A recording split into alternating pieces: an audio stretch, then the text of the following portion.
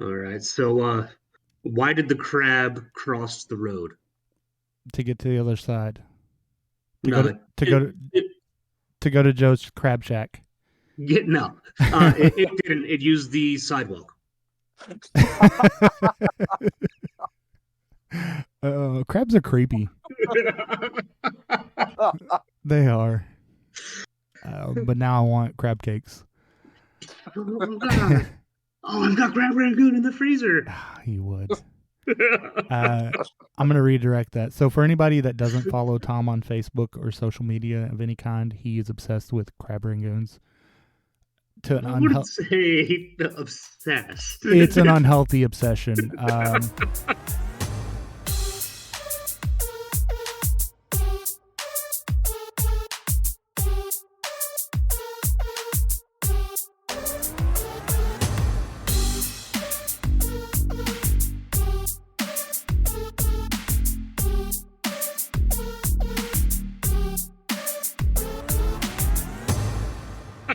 But this is As Dad as It Gets podcast, the podcast where we don't talk about crab rangoons or Bruno. We don't talk about Bruno. Yeah.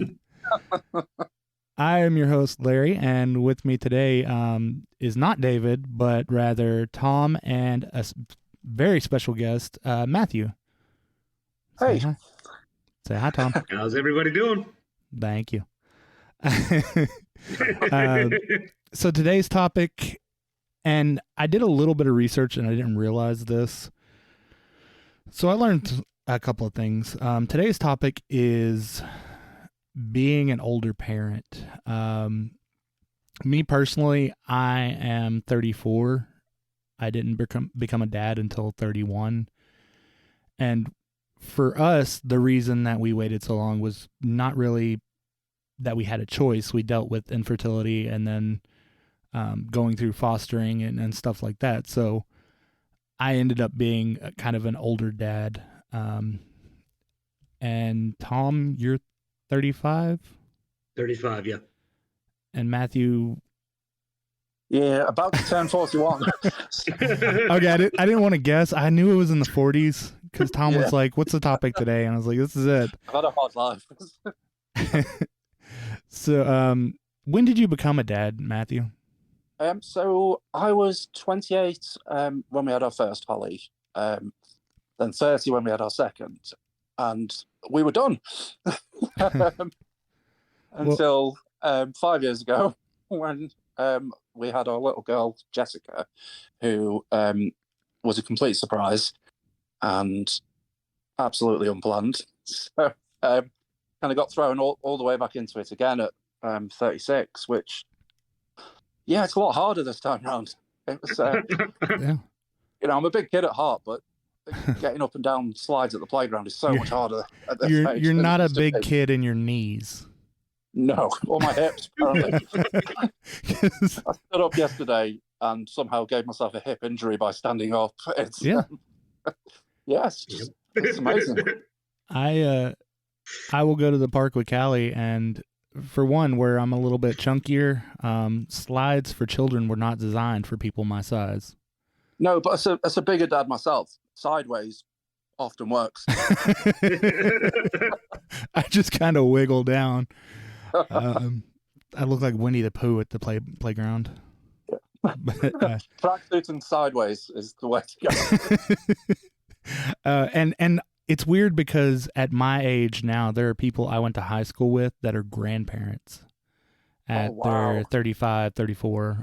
They had their kids relatively early. Wow. But a study shows that, so there are roughly 4 million births each year in the United States. 9% of those fathers are over the age of 40. So that's about 40,000 newborns that have fathers around 40 or 50. In 1972, the average age of a father in the United States was 27. Now it's closer to 33. And in the UK, it's around the same. it's about 33 to 36 for the dad's age, the average age of a father in the UK. Yeah. And the study that they did, they were asking these parents why they waited so long, and a lot of it comes down to money. Which, I mean, we went through fostering and adopting, which if you adopt through the foster system, you don't necessarily pay for anything. But a lot of people will tell me how much they spent in the hospital. It's a lot. It's a lot just for a child to be born. Wow. Yeah. It's always astonishes me how much you guys pay for healthcare, because Yeah, it astonishes me, and like I've been doing it my whole life. Yeah. I it's cheaper to die, honestly. I'm not even joking. I wish I was. No, you're not wrong. Like, Yeah. so 6, 7, 8 years ago or something like that, they brought the running of the bulls to the state I live in Georgia, where they had like 24 bulls come running down, and like it was a quarter mile. That's all they were chasing us for. And then they had the tomato royale afterwards, and it would have cost me maybe a few $100 more to have flown to Spain, done the actual running of the bulls, gotten hit by a bull, had to go to the hospital for a hip surgery, and flown back, than it did to do the event in Georgia and not get hurt. Wow. Yeah. Wow. It's crazy. I think that's the thing, living in a country where it is just accepted that we have universal healthcare and never having known anything different. It's astonishing that it isn't free at the point of access for you guys. I could literally, I can see the hospital from my window. I could go there tonight for anything, not pay a penny, heart attack, stroke, stay in for 6 months, nothing more than you pay as part of your wages. So it terrifies me. Yeah. So the average cost as of 2023 for childbirth alone is around $18,000. Yep. I don't know how much that is in pounds. Well, we're working on a roughly pound to dollar conversion rate at the minute because the value of the pound has plummeted. So, yeah, it's in the region of £18,000. Pretty much the cost of a new car. Crazy. Yeah. And I mean, that's one of the things we didn't consider when we were trying to have a kid. I mean, we were just going through the infertility treatments, which are expensive themselves. But I mean, 18,000, that's, and then after that, you got to pay to take care of them. Yeah. So, you've got diapers, you've got like, in case like you can't produce milk, you've got to buy formula, you've got to buy clothes, you've got to buy all this other stuff. Like, and God forbid there's a lip tie or a tongue tie or anything that you need surgery for. Yeah. Like, can I get the subscription model? Exactly. Well, we had two of our children needed special formula because they were struggling with milk allergies, and that was on prescription as well, so that was free. So we didn't pay for formula for two of them. So just unreal. For my daughter, she, which granted my wife wasn't producing milk because she didn't give birth, but she had a lot of problems with milk at first.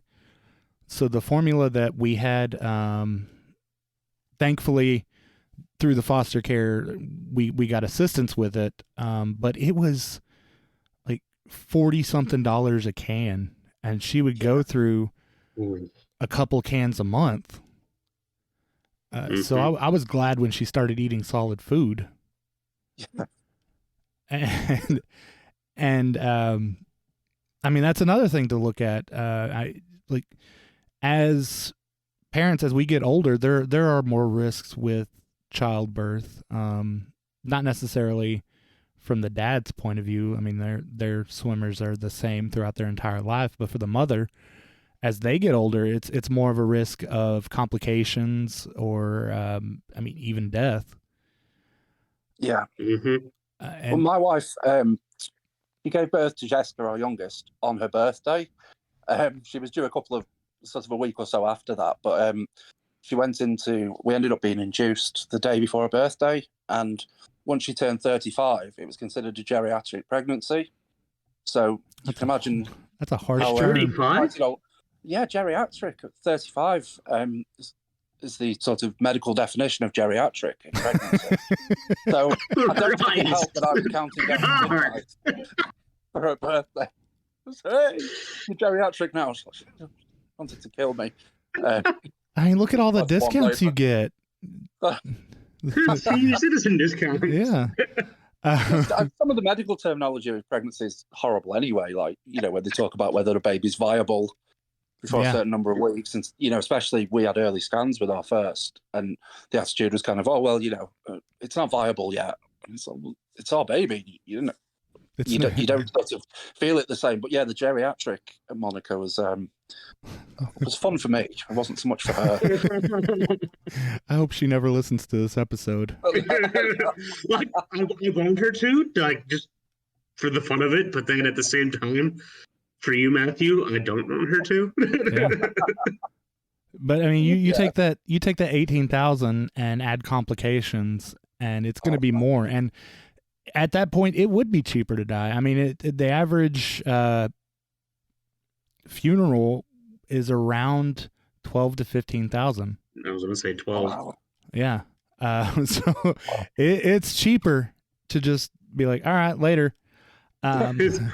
Peace. And then disappear. But I mean, I guess I would be considered an older dad, because a lot of the people that I know had their kids in their 20s, and my wife is still in her 20s. I think she turns 30 this year. No, next year. I was about to say, you better figure it out quick. That's a big one. Yeah. But I mean, just keeping up with them, they're so quick. Yeah. I've started working out just so I can not be dying while I'm playing. Yeah. Jessica is. The other two were hard work. My oldest Holly's got autism, so she was very demanding, in particular as a baby, and really still is. And she turns 13 in summer, so that really hasn't changed. But Jessica is. The only way to describe her as a monkey. She will literally hang off anything. Like, you go to the supermarket and you turn around, she's hanging off a shelf. She does the fireman's pole. She's been doing the fireman's pole since she turned 4 at the park. So she'll literally just reach out, throw herself out, legs flying out into the air, comfortably down the pole. I can't do that. But we'll come out to school and she'll be climbing on gates and things, and then Daddy, monkey arm. Made the mistake of going, what's monkey arm? So put your arm out, and then literally held my arm out, and she hung off my arm for half the way home. You had to put it in just a sling. Such hard work. She's so physical. It's it's great. She's so active, but wow, it's not great. It's great, but it's not great. One of those things you're like, oh, I maybe should work out a little bit more. So some of the things I've learned, I guess, are kind of dad hacks. I have found, which my daughter's at the age now where imagination is a lot. She's just starting to get in that imaginative play. So we will play my absolute favorite game, which is bedtime. And how we play it is I lay down and she covers me up. and then she reads to me. Game. Yeah, it requires no effort on my part. All I have to do is lay there with a blanket on myself. Yeah, that sounds great. Yeah, I'm gonna teach Harrison that game when he's a little bit older. Yeah, I'll try to find the video of us playing it. But things like that. There are other games where I'll try to include her in working out, so I'll bench press her. And right now she's 28 pounds, so it's a very light bench press, but I still can't do it. It's a pretty easy set. Yeah. I actually bought a book what's it called? I'll just find it. I'm not right in front of me, I think. No, it's not. But it's called Lay Down Daddy games. The games you can play with the kids lying down, which is just tremendous.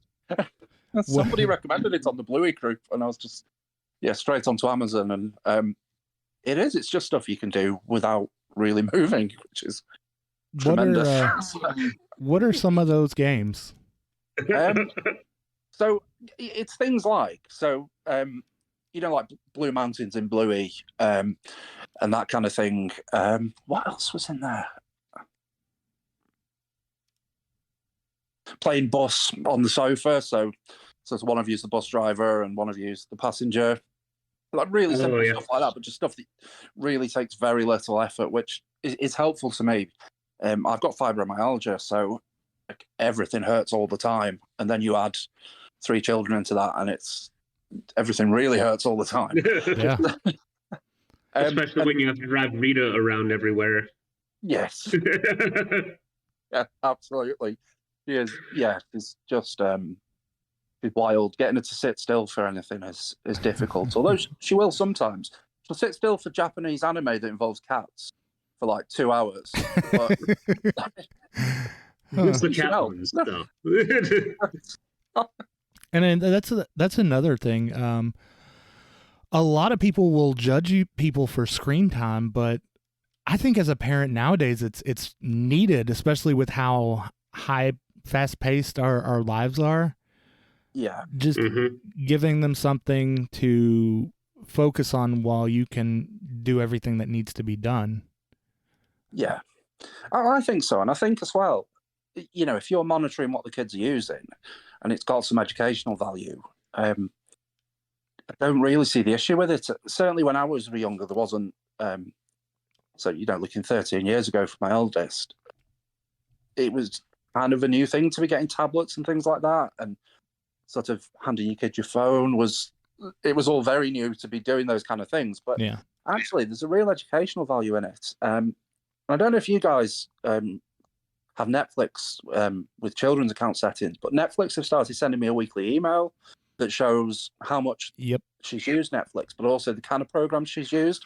So to give a percentage of those programs were educational or they were about friendship and things like that. So it's really cool to kind of see not just what she's watching, but what the value is of what she's watching.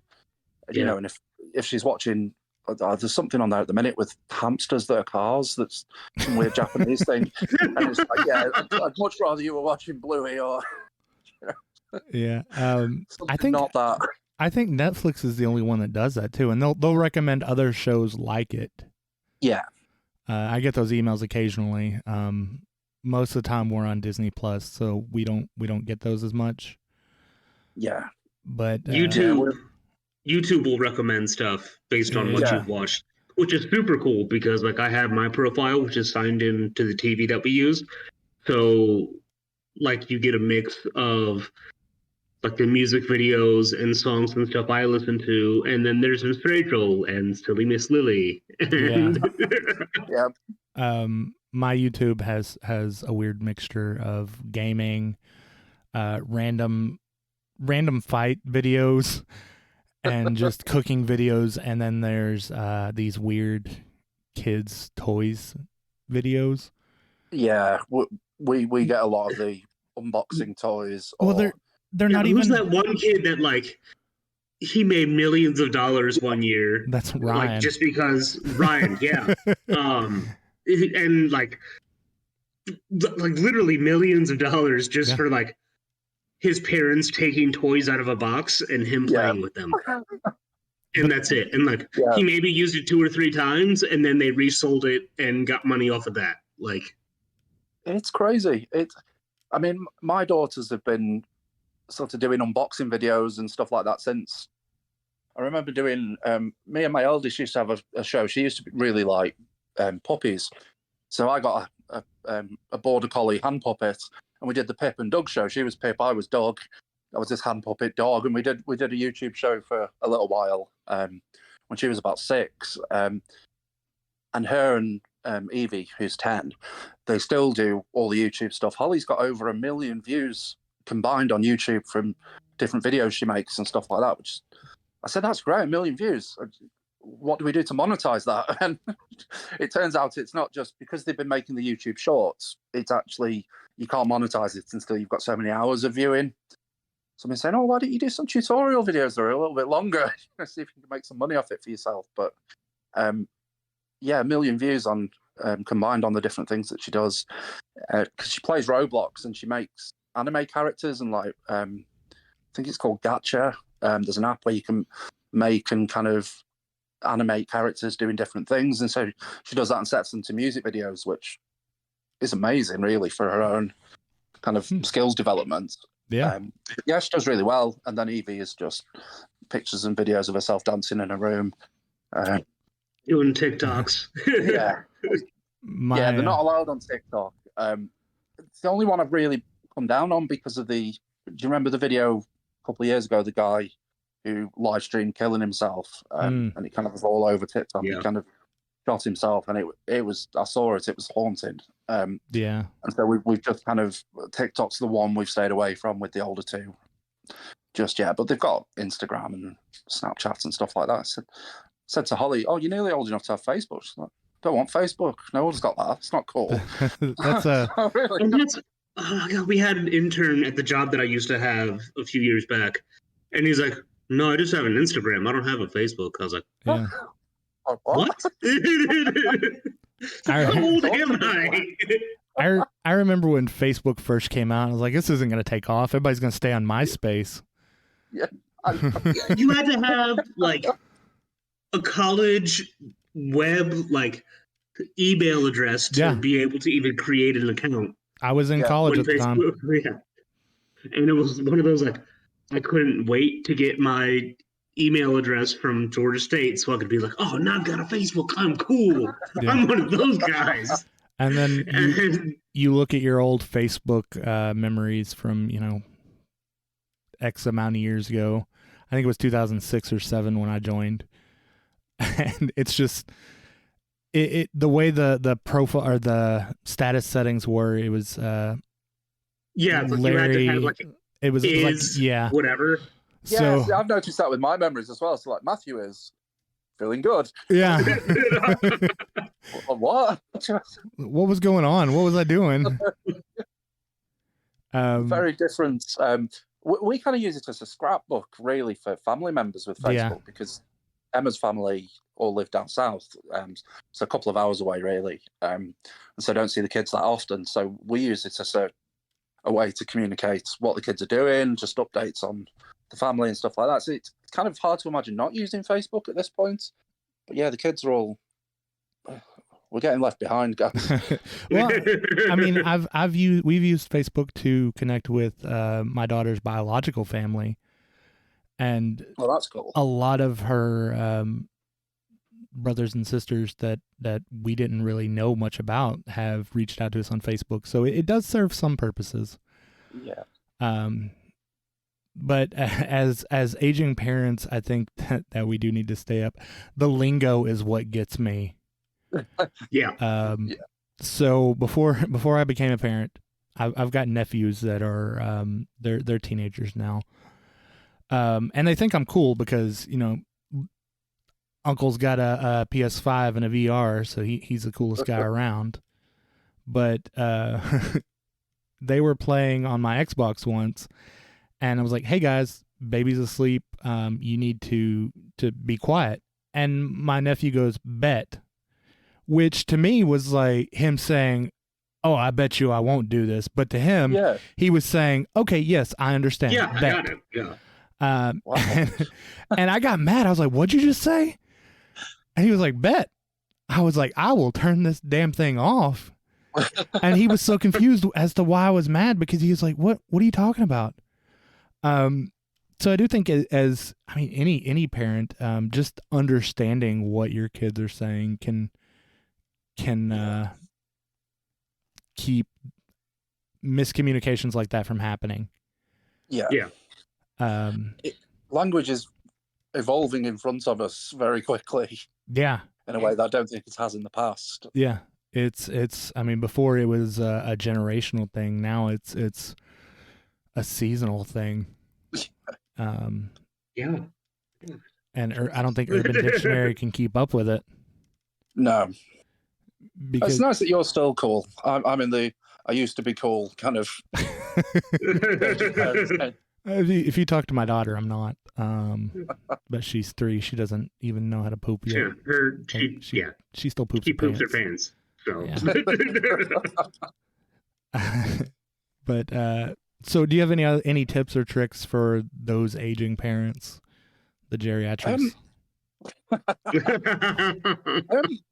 I don't know. I suppose a lot of things do get easier, but more probably the more kids you've had. So, I think certainly you have your first, then by the second you're kind of a bit of a pro at not worrying about things, and things are a little bit easier. And so by the third, it's like you've gone from kind of, oh my God, don't eat off the floor, to, oh yeah, it's only been down there a few seconds. Well, that's fine. Yeah, I like that. Like, just that constant new parent worry that you get just isn't there. And I think just feel a lot more relaxed about things like that, and just life in general. But I think like you say, it's the dad hacks that you find that make things easy. So, for example, let's build a fort is great because it takes you like 15 minutes to build a fort, and then she can play in it for the afternoon, which is really helpful.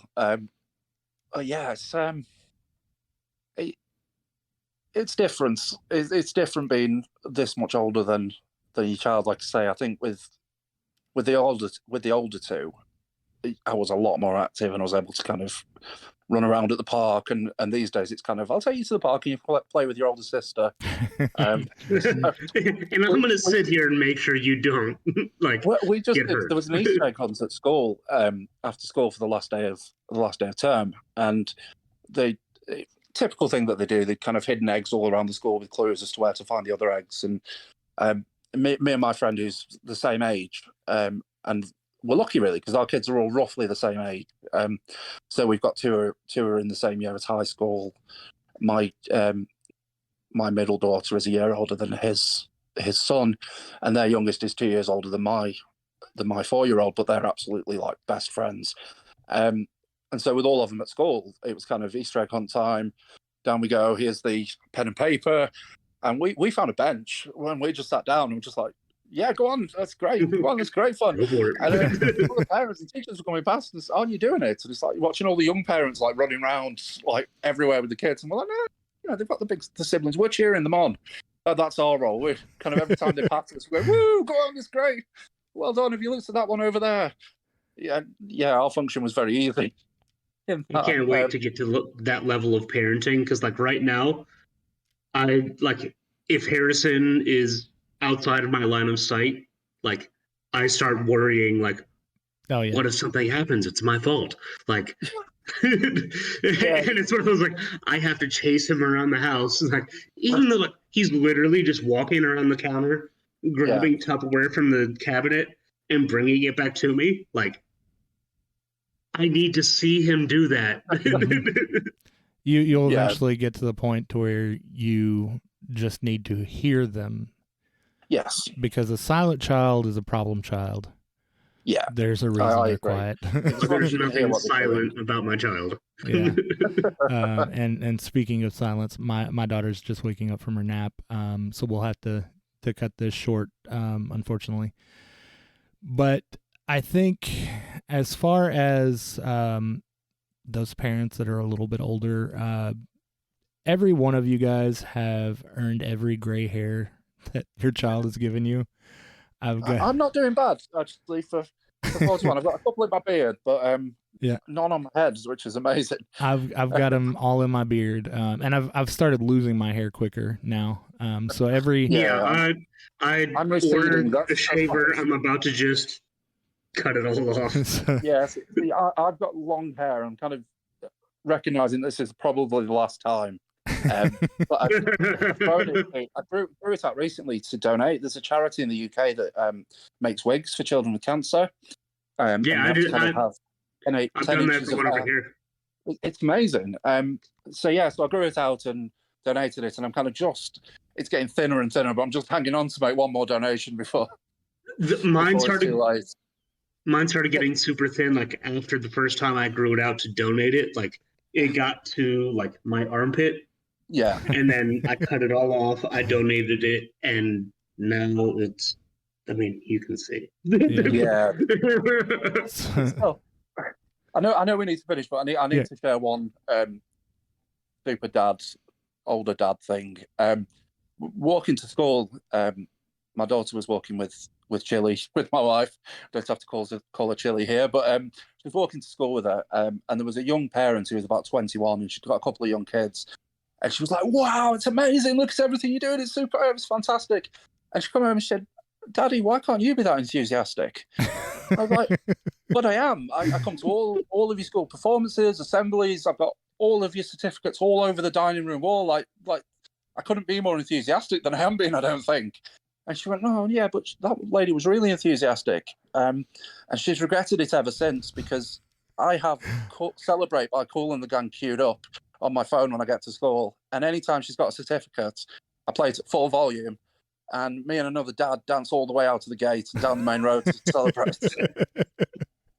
Yeah, she So it's choose your really words. has regretted that comment. It's like, "No, you wanted me to be more enthusiastic. Like, here I am, woo, celebrate good times." Yeah, she And they probably got don't to even the know that stage where song. other kids are telling me she's got a certificate now. So she's trying not to tell me, and one of her friends will run out and go, "You've got a certificate." Cue music. You need a Bluetooth speaker so you can play it louder. I have thought of that. I'm actually looking at some. This is the last year in primary school, so I've looked at some, the light up glasses that go in time to the music. I think some light up glasses for the last day of school. Maybe some light up glasses, a speaker. We'll do that. Yeah. That's a super embarrassing dad thing. I need a video of this now. Yeah. But so Matthew, thank you for joining us today and taking David's spot. You'll eventually get to meet him. I swear he's real. Yeah, he's not necessarily a pirate, but he's also not a pirate. last recording or 2 recordings ago he had an eye patch on. Oh wow. Yeah, so he had a thing going on with his eyeball. But we went to a pirates and princesses party for one of our daughters once, and I managed to be a pirate from things that I had at home that were already pirate-ish, or I've got an eye patch somewhere, I've got bandanas, I've got. Unfortunately, they only meant the kids, not the grown-ups. Well, that's no fun. Pirate there. They don't know how to party. They really don't. But so as all of you parents get older, take pride in every gray hair and every strand that falls out, because parenting is hard and it's definitely worth all the stress that it's given. So everyone go soak in a salt bath and put on your Bengay, because that's about as bad as it gets.